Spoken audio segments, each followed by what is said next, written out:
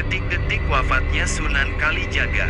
Sumber, https://intisari.grid.id Yoyo Prima Maulana Sunan Kalijaga memiliki nama asli yakni Raden Said.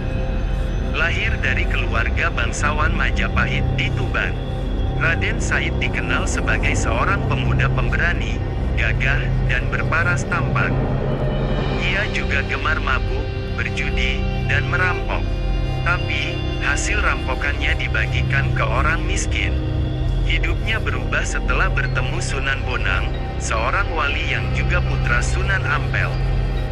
Sunan Bonang berhasil membimbing Raden Said menjadi seorang muslim yang kafah.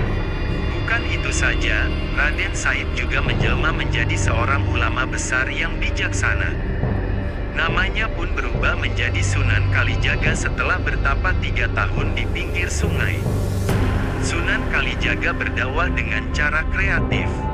Ia tidak memaksakan syariat Islam secara keras. Sebaliknya, ia menggunakan pendekatan yang lembut, bijaksana, dan menyentuh hati. Sunan Kalijaga menghormati budaya lokal dan mengadaptasinya dengan nilai-nilai Islam. Ia menggunakan wayang, gamelan, tembang, dan tari sebagai media dakwah. Sunan Kalijaga juga menjadi penasihat dan guru bagi para raja di Pulau Jawa. Mulai dari Sultan Demak, Sultan Pajang, hingga Raja Mataram Islam, Panembahan Senopati. Namun, di balik keagungan Sunan Kalijaga, ada satu misteri yang masih belum terpecahkan, yaitu mengenai usianya.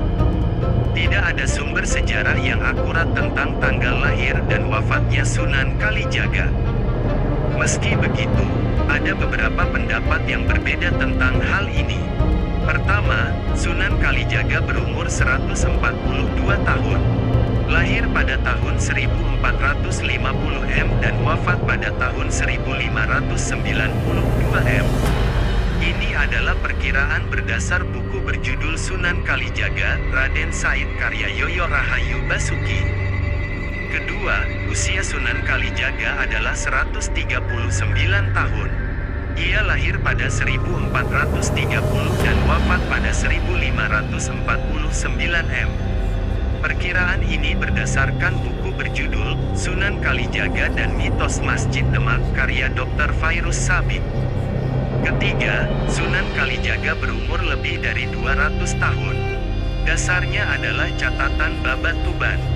Catatan menyebut, Sunan Kalijaga pernah bertemu dengan Raja Majapahit terakhir, Prabu Brawijaya V.